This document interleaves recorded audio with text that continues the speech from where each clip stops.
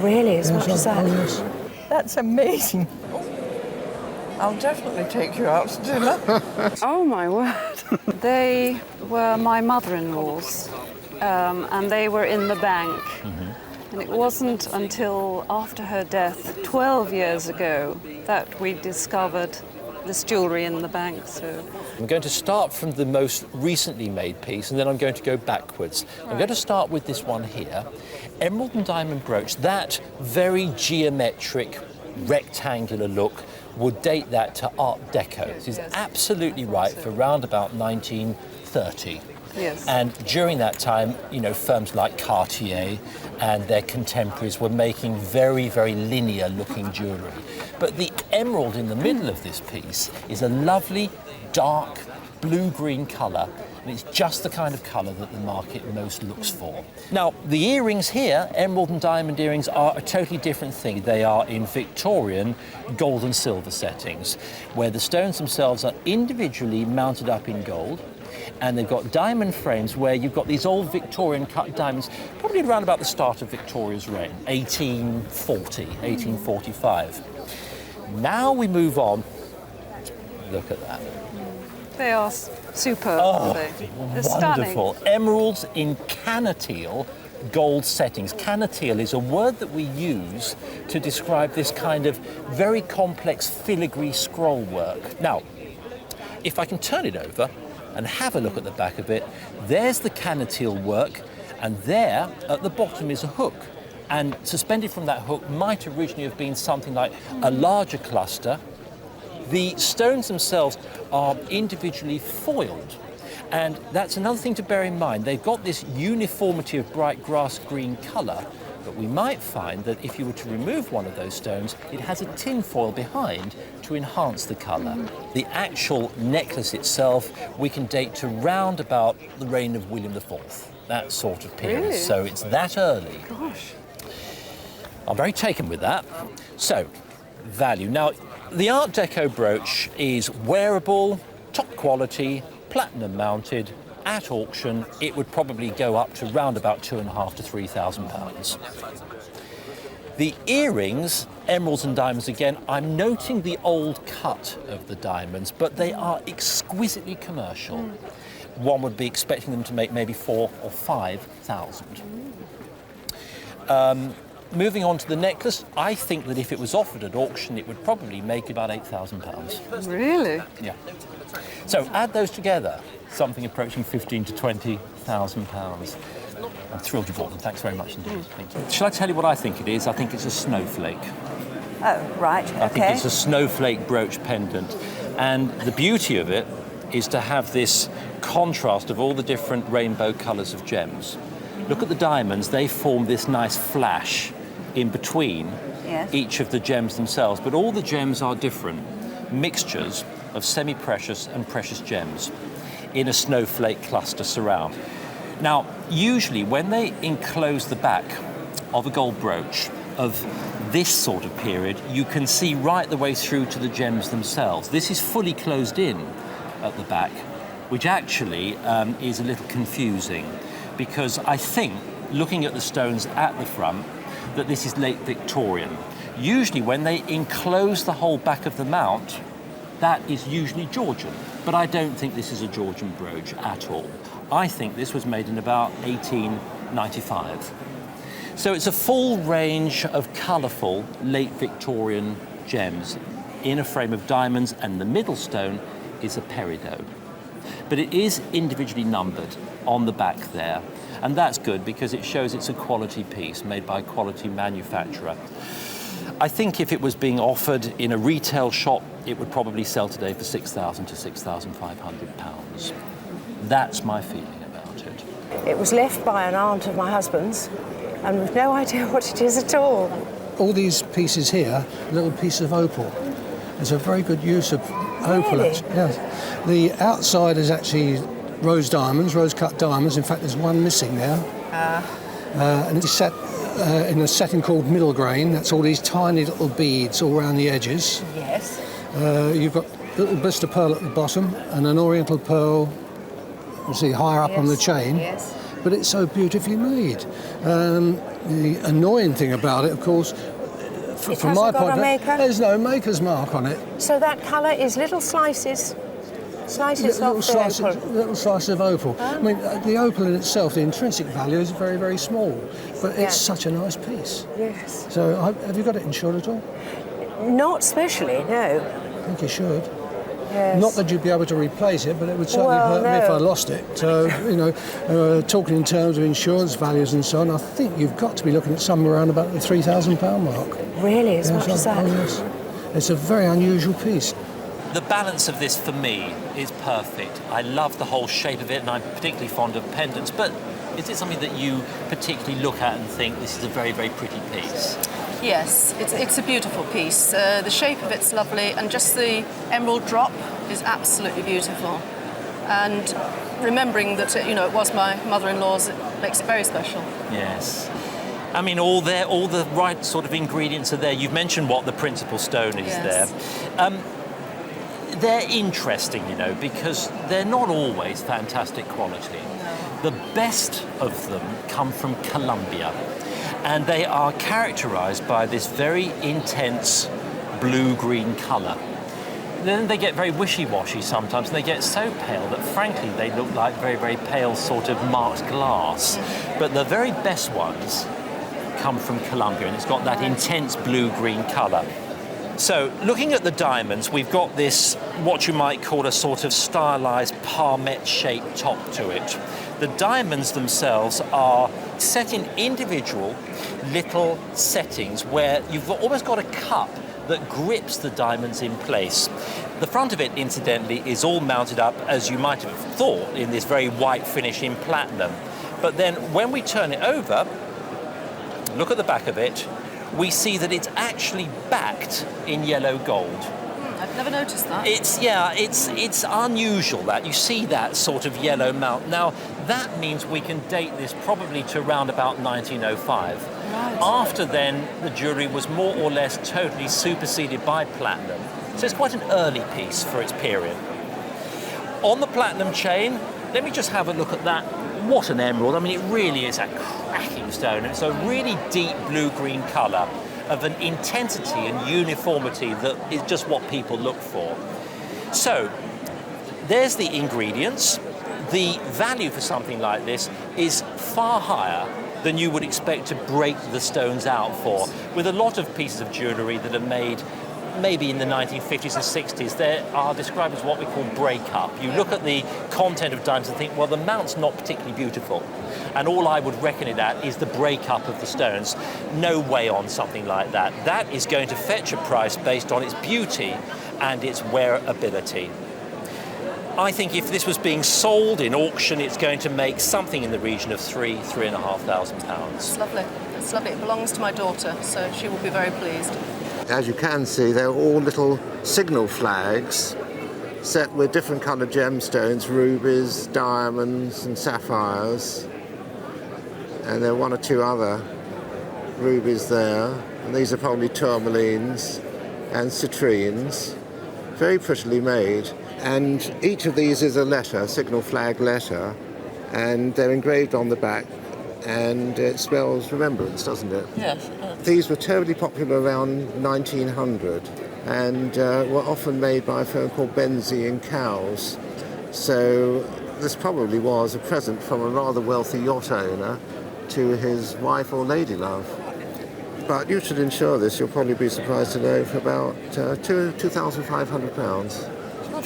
Yes, yes. Well, an incredible collection of jewellery. And when did you start collecting all of these? Oh, about 35 years ago. 35. And how many have you got altogether? 700. 700. And they're all brooches? 700 brooches. I've got bracelets. And where do you, I mean, do you wear any of them? Oh, yes, some of them. Which do you like to wear? I like that one there. That one, right. And that's a favourite of mine there. Yeah, brilliant. Where's the other one? And what about these? What are those? Tell us about those. Those are Mother's Day presents off my children. Oh, are they? From Mother? Yes, they're big, Mother's sort of Day. scratchy, aren't they? Do you know what they are? Yes, What aren't they are they? rabbit's claws? No, they're No. grouse's claws, and they're to do with the shoot. The feet of the grouse that have been shot were then taken to the jeweller and mounted up. So it's real? Oh, definitely it's real. Very scratchy, aren't they? And, ooh, Not as yes. scratchy as these. No, those are quite scratchy too, aren't they? Boy, oh boy. And do you wear those all the time? It's a bit like it's like armour, isn't it? Yeah, You don't- I wear them all the time. And they're a bit sort of Chinese in a way, aren't they? They look Quite like those heavy. sort of fingernail guards of Chinese Yeah. emperors and things. Do they make you feel Got a like bit an more empress or posher. not? No. They don't. No, I just feel different. What's the most different one here? Come on. Tell me about that one. Where did you I find got that? that off the internet. I go through the auction rooms. Do you?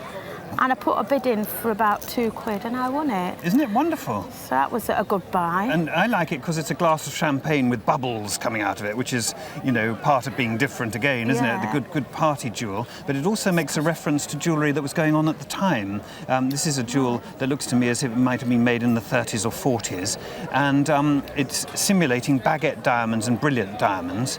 And the original could have been made by, well, indeed, it would have been by Cartier or Boucheron or something like that.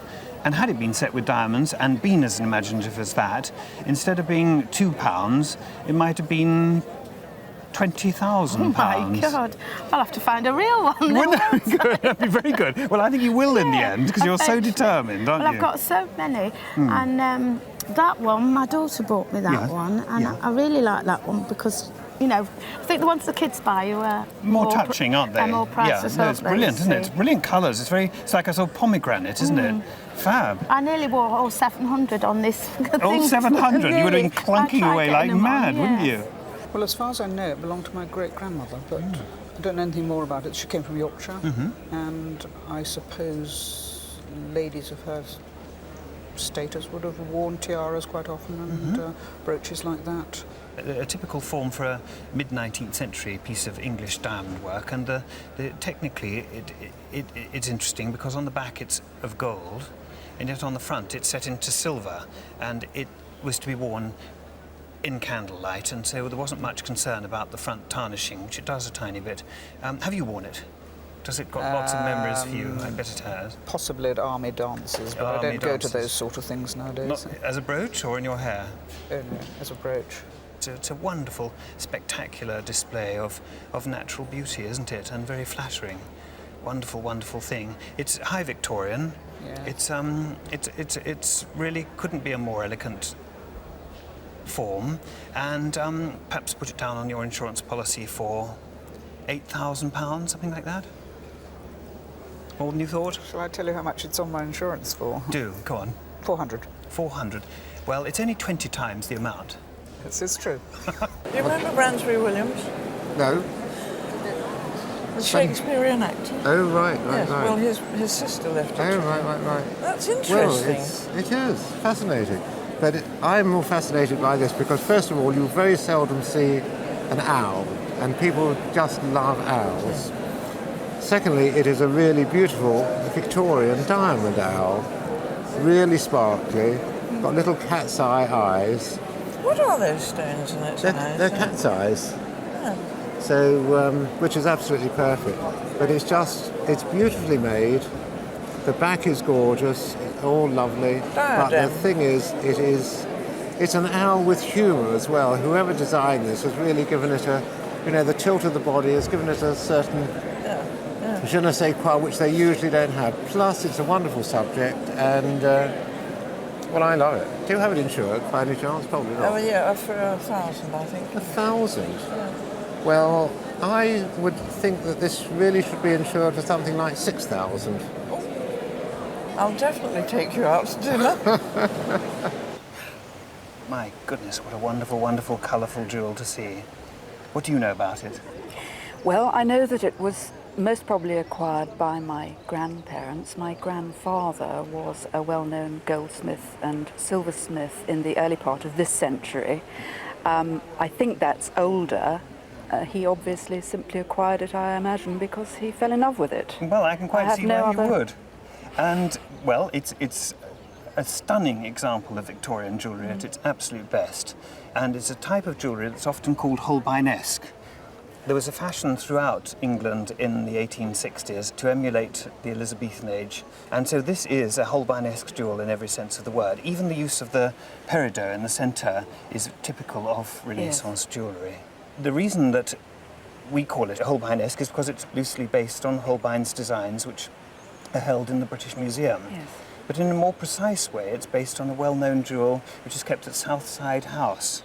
And there is a jewel called the Gresley jewel, which must have been famous in the 19th century because parts of the decorative devices are repeated in homage to that jewel. These stylized flower heads are on the Gresley jewel. Yes, this is enamel work, is it not? It is. Or on It's the edge called here, yes. Champ levé enamel. It's again a Renaissance technique where the gold is engraved and then it's flooded with these very vivid colours. And it's something that one would expect to see on English Renaissance jewellery. At Southside House, the Gresley jewel contains miniatures by Hilliard, and it opens from the side to reveal portraits of Queen Elizabeth within. In the 19th century homage to it, we find on the back Tudor roses. Yes, I see, yes. In vivid red and green Champ levé enamel. And what a wonderful thing it is. It's in pristine condition. I think what's interesting to know about Howell and James is that it was a very famous firm. What date do you assume it was? Well, I had been told it was about 1870, and again the term Holbeinesque was applied to it, but any more than that, we knew nothing else.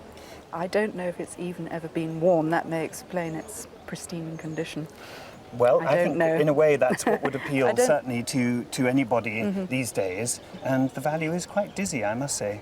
I think if it came up a specialist auction, one could expect to pay £8,000 for it, and if somebody was really greedy, perhaps £10,000 for such a dazzling example. Gosh. Thanks Nice for to bringing know. It's a pleasure. Thank you for looking at it. I think when you first look at this plaque, you think it's a piece of costume jewellery because of its shape and style. Is that something that you've thought of? Or? Well, I was 15 when I got it. It came in a rather untidy box, just of bits and bobs from my auntie. I just liked it, so I kept it safe and occasionally wore it. I think it's good that you kept it safe because it does have a value, and it's quite a piece that you could date quite precisely because of its design and style. Now, first of all, this material that looks a bit like a cloud formation or a snail shell, which you might think is just glass, is actually rock crystal. So it's a natural crystal form. This flash of colour in the centre is actually a line of fine Burmese rubies. And then the white stones on the borders of the rubies are, of course, lovely diamonds. So you've got a complete mixture of precious stones in a natural-looking hard stone rock crystal border. Now, its shape is a bit peculiar because it doesn't look very much like, well, would you wear it as a brooch? Would you wear it? How would you wear it? And then you turn it round, and the explanation is there because it is a lapel clip. You've probably seen that if you, just there, above that little space, there is a word. Have you ever seen that word I've before? looked at it and it says Chaumet. Chaumet, exactly, because Chaumet were a firm of manufacturers making jewellery, particularly very fine pieces in the 30s. And they used to make jewellery that had a tremendously pronounced style. Now, the firm itself actually goes back way into about 200 years old, something like that. And they were patronised by Napoleon, and they go back a long way. And some of their jewellery makes a great deal of money. This clip, although it's a fairly modest piece, really, it's not got a big flash of diamonds, it's not what big chunky stones. But because of its singularity, the fact that it's signed, Chaumet, made in France, and smothered all over the bottom of this clip are the little French control marks. So it's got all the right things there that we look for. Platinum. Platinum. It's not white gold, it would be platinum. The Burmese rubies in the centre and the quality of the brilliance flanking the rubies themselves do make it quite valuable. So I think if it was sold in an auction, we're looking at something in the realms of £2,000 for it. It was a peace offering from my husband after a very disastrous dinner party in which one of the guests he'd invited didn't eat anything I had served. And I actually had to send out to the local pub for steak and kidney pie for.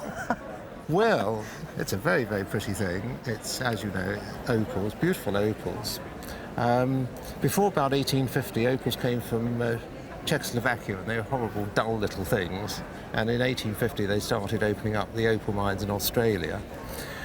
And where opals get this lovely colour from, this lovely play of colour, is they're made of silica and water. And it's the water which actually makes the opal, because it's like an oil slick. You get this play, diffraction between the different layers of the silica with the water in between. And that's sometimes why people think opals are unlucky, because they can dry out. So you don't really want to keep them in a very, very dry atmosphere. And did you manage to find out what your husband paid for it? No, I shouldn't think it was over the top, because I don't think it was that big an apology. Oh, really? So...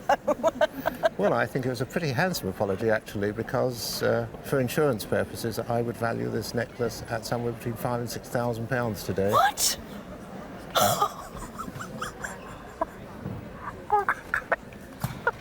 I'm going to have to apologise to him.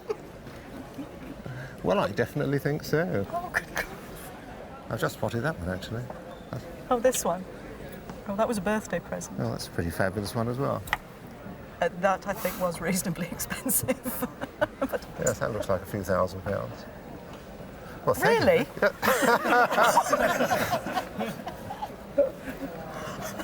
Well, that's much more valuable, actually, because that's a black opal. Well, I think my husband paid about £1,500 for it. Does he? Well, he's obviously got a good eye for these things. I think I should keep I'll him. have to employ him myself. Well, thank you for bringing them anyway. That's really great. I don't believe it. My brother bought it from my mum from a jumble sale when he was young for 2p. For 2p? Yeah, 2 old D. So tuppence? Yeah. With the old money? My mum said she wanted something nice, so brother bought that. Well, clearly a flower brooch, Austrian.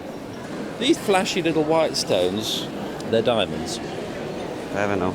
And turning it over, the back of the frame, white gold, rather beautifully set like a claw on each of these petals. Petals made out of frosted rock crystal. What the mauve stone is? That's purple amethyst quartz. So all real gems, white gold, tiny diamonds in a flash, Austrian, circa 1960, 1965. Go on. Value, if you were selling this in an auction today, £500? No way. Every way possible. Very, very pretty little brooch. Right. Thank you very much. Thank you very much indeed. It's actually made in England in 1840. This derives from a design conceived by Prince Albert. He asked for 12 bridesmaids' brooches to be made out of these materials for the Queen to hand out immediately after the wedding ceremony. And it's absolutely loaded with amatory significance. This is a hand on which a lovebird has alighted. It's a lovebird made of turquoise, and in the language of the lapidary, the turquoise stands for true love. It's an echo of the colour of the forget-me-not flower, and it means forget-me-not too. But also you can see lurking here is a tiny little ruby eye for the lovebird. And again, in the language of the lapidary, this stands for passion. So we've got passionate true love. And also we want that forever, dream on, as they say. But it's true in that the fingernails of the hand are actually diamonds, and diamonds are forever. So this is forever, passionate, true love in a tiny jewel like this. What does it mean to you? Well, I just love it.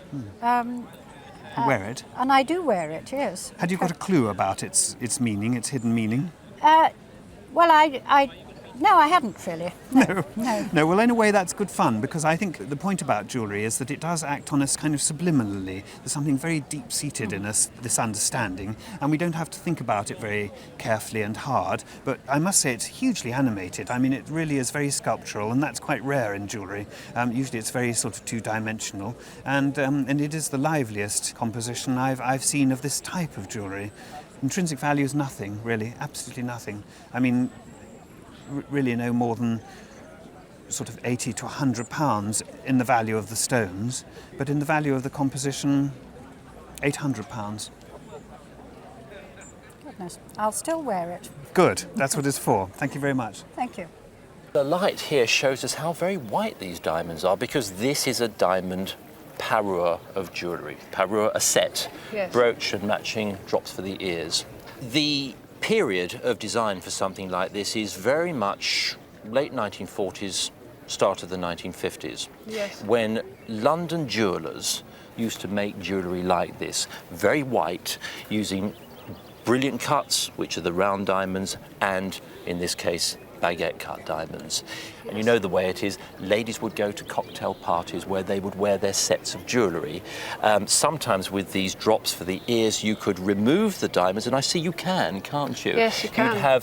You could wear them as simple cluster clips on the lobe during the daytime, and at night time you would put your baguette diamond Yes. drops on. Nighttime, daytime earrings. Yes. Very, very practical indeed. You've got the additional facility on the brooch that you can remove it from the frame like that. You pull back these clip fittings. I'll show you there. You just pull that like that. That dismantles, and then you can wear one on one side of your lapel and one on Weren't the they other. very fashionable in the 50s to wear clips? Very much so, and in the 30s too. Were they? Yes. And you can imagine how striking that would look. Now, you've also brought in something that is utterly different from this. I mean, you couldn't get two pieces or three pieces that were so different in design. This is a totally aesthetic piece of jewellery, isn't it? It's very, very subtle, it's very delicate. Whereas this is all flash and show, this is far more gentle. Do you know about this? I mean, I'm assuming that they didn't come from the same place or at different times, or what? I don't know. This belonged to my grandmother. That I do know, so it won't have come from the same place as this jewellery. And my grandmother gave me that when I was 21. The jeweller who's made this has actually managed to get a range of different coloured sapphires. These are blue ones, and here we've got some pink sapphires.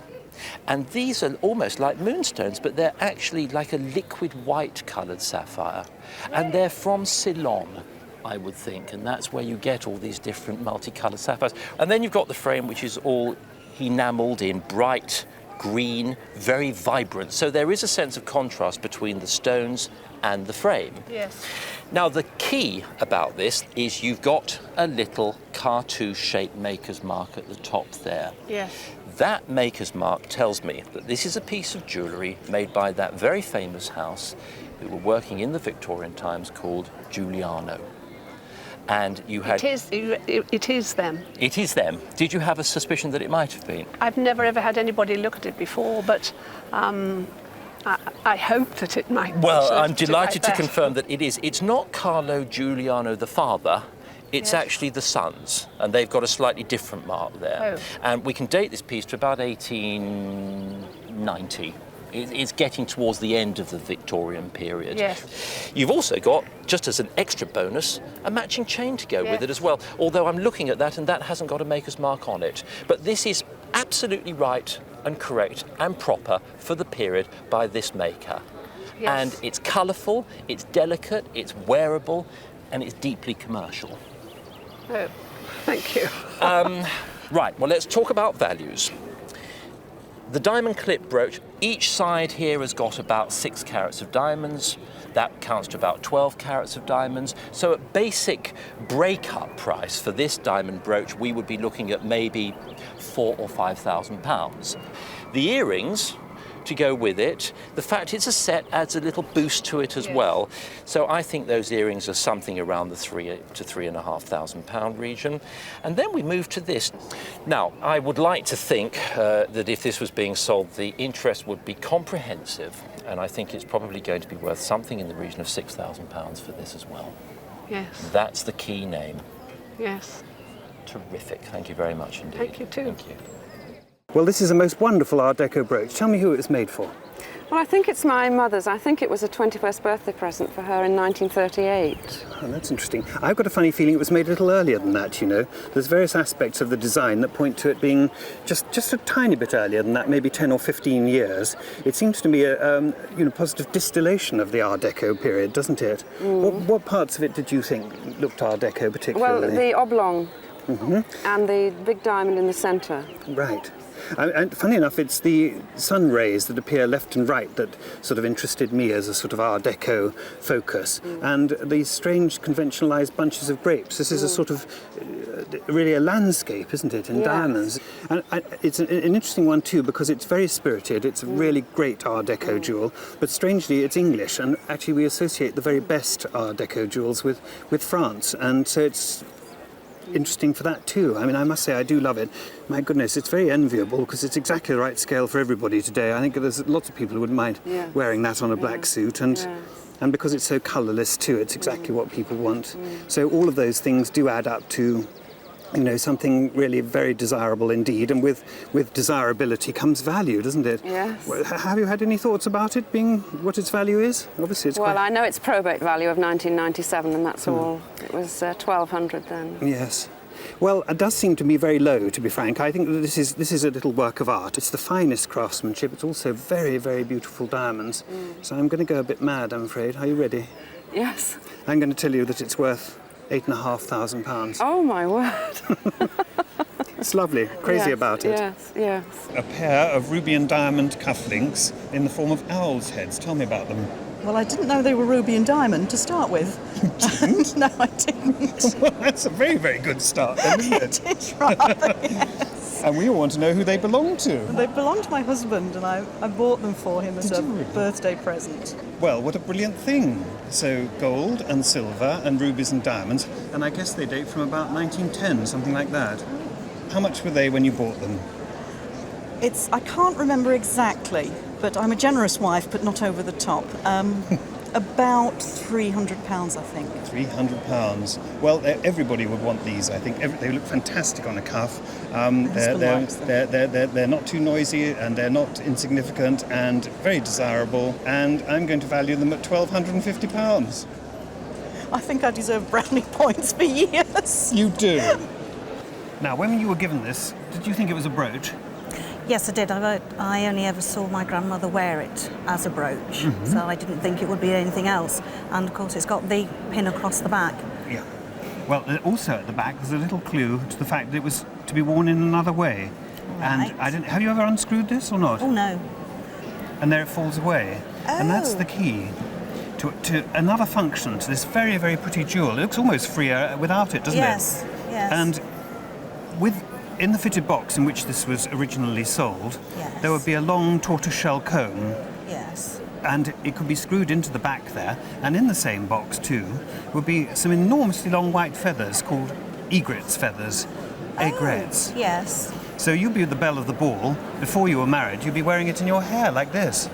Oh, really? Yeah. And it would have huge white feathers jutting out of the top, and you'd be the belle of the ball wearing your aigrette. The word aigrette is a corruption of the word egret, because the feathers came from the egret, the white egret. Yes. Very spiky, very sort of shaving, brushy looking feathers. Yes. And very, very elegant. This was what a girl would wear before she was married in her hair, before she was entitled to wear a tiara. Only married women can wear tiaras in their hair. Right. And this would be part of etiquette. In what date do you think? Come on. I honestly have no idea. Have a It go. was my grandmother's, and I believe that she inherited it, but other than that, I wouldn't have an idea. No, well, we're pushing it a little bit further back. We're pushing it back to the 1890s, probably 1870s to 1890s. Wow. And it's hugely versatile. I mean, it has lost its feathers. They perished long, long ago. In fact, most of the egrets perished. They were a threatened species because they were hunted to nearly extinction to get these wonderful, wonderful feathers. That's gone. The velvet case is gone, in which this would fit snugly. Yes. The tortoiseshell comb is gone. Yeah. Well, it's a positive blaze of diamonds, isn't it? I mean, it's a wonderful, wonderful It's a thing. bit sparkly. You can see along the bottom here what we call a gallery. Yes. Which just raises the diamond work up when it's worn as a brooch away from the material to let the light come through. Pierced by hand, drawn out with a little diamond work, and then filed away by an apprentice. Then the silver settings are let into this, and tubes of silver, and each diamond set into it, pushed round, rubbed round, and then cut down. We call them cut down settings. So it's a hugely sentimental one for you, really, isn't it? Oh, yes, yes. It's something that'll be passed on to my daughter and hopefully on to hers. Well, that's wonderful. But I think we've got to just try and make a stab at value. I think let's put it down at £3,000 for insurance. Goodness me. That'll give my husband a shock. Well, it's the right sort of shock, isn't it? And all you've got to do is look after it, and all you've got to do is wear it for him, really. Yes. Look very posh indeed. Lucky chap. One story we haven't heard is the one about Harrogate and the Russian royal family jewels. Princess Alex of Hesse, when she was engaged to the Tsarevich of Russia, came to Harrogate for treatment for sciatica. And while she was here staying in a boarding house, the landlady gave birth to twins. The Tsarina, the future Tsarina, took this as a good luck omen and insisted that she be godmother to those twins. And she gave a number of gifts at the christening, the cufflinks and the nappy pin that she bought here in Harrogate. And then when she returned to Russia, she sent gifts to the family subsequently, up until the 21st birthday in 1915, when she sent this beautiful gold cross to the male twin. Shortly after that, of course, the gifts stopped. Sadly, yes, the Russian family came to a very unpleasant end, and that was the end of that story, but the beginning of our story, because the son of the male twin came to Harrogate in 1993. He had no family, and he wanted these items to be where they would be appreciated and where they had meaning. And of course, here in the Royal Pump Room Museum in Harrogate, they have tremendous meaning. So they've really come home. Yes, they have. They've come home, and they tell a very Harrogate story of plumber's son being christened, butcher's son being his godfather, and the future Tsarina of Russia standing as godmother. Sums up the essence of Harrogate in its spa heyday. As soon as I saw this box, which was lurking in the bottom of your handbag, it said something very specific to me. Yes, I realised it must have done. I couldn't believe you'd spotted it so quickly. Well, the reason is that it's made of hollywood, and it's a type of wood much favoured by a very famous Russian jeweller. Have you any idea who made this charming little brooch? Well, when we first found it among my mother's effects, my daughter was looking at it and she said, that's Russian, I'm sure it says Fabergé. And I thought, I can't believe that, because I've no idea where it could have come from in our family. No. And she was absolutely bang on, because in the lid satin, and satin it is a most luxurious object, this. I mean, the case is just as beautiful in a strange way as the object in it. This is pure silk at the top, and it says K. Fabergé, St. Petersburg, Moscow and Odessa. And it's an absolute bullseye. It's in perfect condition. The only thing that's a problem with it is that the pin has broken off, and that can be restored quite easily. And as you can see very plainly, it's in the form of a tiny little heart surrounded by diamonds. Yes. The stone in the middle, have you thought about the stone at all? Not really. It's one I don't recognise at all. It's a faint green, is it? It is a faint green. I think it's a zircon. It's got a very high refractive index. It flashes rather wondrously, and I think it's a green zircon. But the point about this jewel really is not anything to do with intrinsic value, because I have to say, the material of it is fantastically modest. It's a green zircon, really very low value indeed. The diamonds surrounding it are very low value, and the gold is, of course, completely negligible. But it's heightened with a little flash of yellow enamel, isn't it? It's very artistic. And if you look under the yellow enamel, you'll see that you're seeing through the translucent enamel onto an engraved ground. There's a sort of flecked ground there. Oh, I see. I hadn't really studied it that closely. Not even when your daughter read Fabergé. You had a closer look then. I don't think I really believed it. No, you didn't believe it. Well, we've got to now, I'm afraid, because it jolly well is. I mean, it's really an extraordinarily wonderful find, really. See that funny little hallmark there? It stands quite simply for Carl Fabergé. And then 56, which is the gold standard. Running down the back of it is a series of numbers, which actually you could live with it for a whole lifetime and never see. This is engraved with a little steel point, and it gives a sequence of numbers which refer to stock books. I've actually had the time to look at the London stock books and check whether this jewel was in there. Maddeningly, it isn't.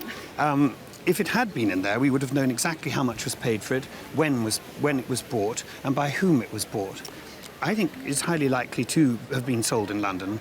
I can date it between 1903 and 1915 from the lid satin. It says Odessa here. That branch didn't open until 1903. It's rather like an archaeological site. There's lots of sort of pulls on it, tiny, tiny brooch, and you think, well, what's all the fuss about? This is, of course, a heart on a bar, and it probably meant love on some level or another. It's a most lovely, lovely find. I find it very touching, actually. This is a souvenir of Russia that's long gone by. When it was bought, it wouldn't have been a cheap object in any way. Having said that it's worth next to nothing intrinsically, Fabergé was not a shop where you expected to buy things inexpensively. It was a shop for an Edwardian elite, really, with enormous spending power. I mean, luminous amounts of money, which we can really have no contemplation of either. And this was a little toy just taken off a shelf for a very specific meaning. It would have cost perhaps something like 30 or 40 pounds. Today, I think it might be worth £8,000. And a week at the knees, good gracious. My wife had it for, I don't know, 5-6 years. It's probably come down through the family. She was quite happily wearing it as a bit of costume jewellery. Bit of costume jewellery? Yeah. And what did she wear it on? Denim jackets. Denim jackets. Anything that she thought, nice sparkly thing. And then we took it to a jeweller's in Chancery Lane to get the clasp sort of repaired a little bit. And he turned around and said, "You do realise it's the real thing?" The real thing. And so she's not worn it since, more's the pity. Diamonds and denim. Yes, exactly. She really thought a bit about the design. I did notice that the two ends unscrewed, but that was... Well, they unscrew because there was probably not only this brooch, but a cascade of them running the front of a lady's fiercely corseted dress in about 1900. So you think your wife had problems. Think of Princess Yusupova walking around with this. Not bad, is it? No, not bad at all. Not bad. Now, I say Princess Yusupova because I can tell that this is a Russian brooch by the safety clasp. There's a strange little sort of twist like a question mark at the end, which is a brilliant device because it stops the owner pricking her finger, or more accurately, her lady's maid pricking her finger, because you've never put this sort of thing on yourself in pre-revolutionary Russia. What we call a stomacher because it runs along the front of the stomach of such a lady I can't think how it could be more beautiful. Why, what's the look? And just underneath here there's a break in the design, which I think is where the second and third and I don't know how many more brooches went down to meet it. A tiny little groove here.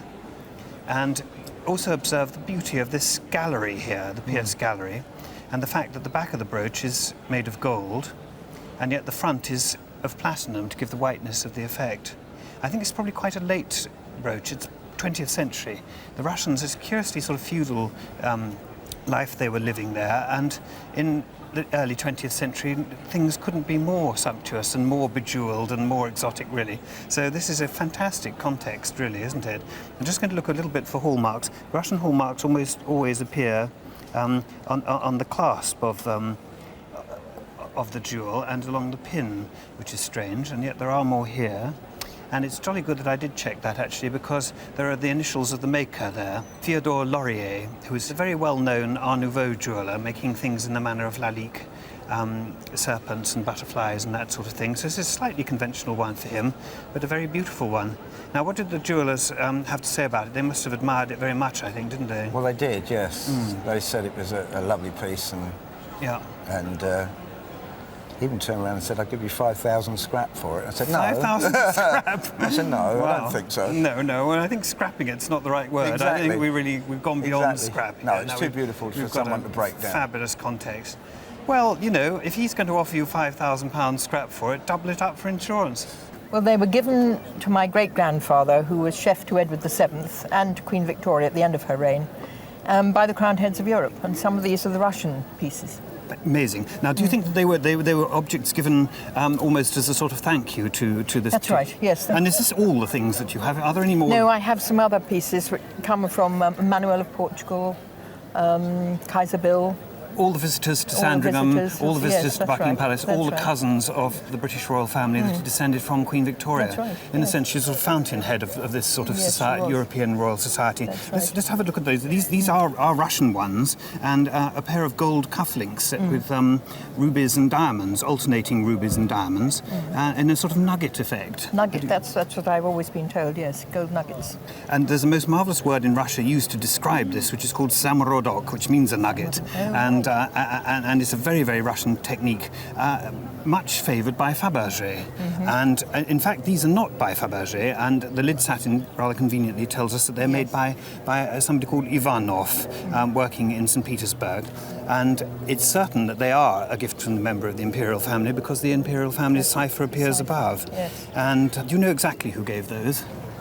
I think it was Tsar Nicholas. he certainly came to London and he certainly went to Sandringham. And there were many opportunities in which he could have offered those. Tell me about what you know about him as a chef. Why was he so favoured, do you think? Well, he was a Frenchman to start with, and I understand he'd been chef to people like the Rothschilds and had been to Saltram in Devon. And Edward VII heard of him and wanted him to be his chef, and I think he may have poached him. What did he look like? Do we know what he looked like? Yes, I have a picture here. Oh, isn't it marvellous? And with his of family? His family, with mother, with his wife, and the two daughters, my grandmother and my aunt. Oh, that's very touching, isn't it? My goodness. Yes, he looks quite sort of... avuncular. Well, doesn't he? He's a brilliant chap, I must say. Yes. And so these were his things. Well, let's just run through them a little bit further. Have you thought about these ones here?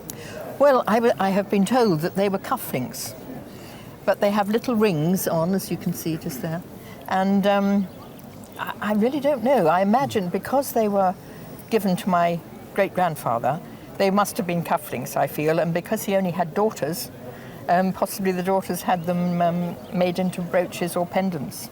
I think what has happened, and rather sadly, is that when these adaptations have been made to turn them into brooches, that the marks have been lost. But these are very characteristic of Fabergé's work. We call this guilloché enamel, and it's an engine-turned gold mount that's flooded with translucent pink enamel. And then the Imperial eagle is applied as a gold cipher over and above that. In every way, they're positively reek of Fabergé. But in stamp collecting terms, I can't be absolutely certain. But I can be certain about this one. And does the family history say that that was an Imperial gift? They do. They do say, the family told me that that was definitely given by Tsar Nicholas. Well, I don't think there's any doubt about that at all. And there's absolutely no doubt at all that this is a full-blown Fabergé brooch. It is. Oh, wonderful. It's signed. Because I wondered, and I sort of half hoped it would be, and that's marvellous. Well, it's a most distinguished thing. Again, the use of the guilloché enamel, yellow enamel in this case, and two colours of gold, little laurel wreaths, and tied with a diamond bow, emblematic of peace, and the Romanov crown set with diamonds and circled with pearls. And we know it's Fabergé because on the back here, there's the workmaster's initials for August Holming, who was not necessarily a specialist jeweller, but a worker in all manner of enamel work. So goodness me, and there's more at home. There's more souvenirs. Yes, well, a few more. Yes, a few more. Now, as for value, the cufflinks are impressive. They're very Russian technique, in the manner of Fabergé, but a rose by any other name smells as sweet, but it certainly isn't as valuable. No. And I think with an imperial provenance, nonetheless, they are very desirable, very wearable. And a very precise provenance, so I suppose something like £7,000 or £8,000 for the cufflinks. Really? My goodness gracious me. Nothing to do with intrinsic value, nothing at all. These, I believe them to be Fabergé from a technical basis, really, and as souvenirs of Nicholas II, which is absolutely certain. I think we can go a bit mad again. £8,000 to £10,000 for those. You feeling calm? It's very, very good, isn't it? Making me nervous. I don't really want to sell, you see. No. I want to keep, and yes, because they're family pieces. Well, I think in a way they should be kept together as a collection. Should they? That's what I wanted to ask you. Context everything here and provenance, actually. And what about this one? Any ideas for that one? Well, if these are that price, that must be £10,000. Well, it is £10,000, and it's more than £10,000. Is it? Yep. It's £15,000. My dear chap, God. It's wonderful. That's amazing. I never realised it would be as much as that, I must confess. No.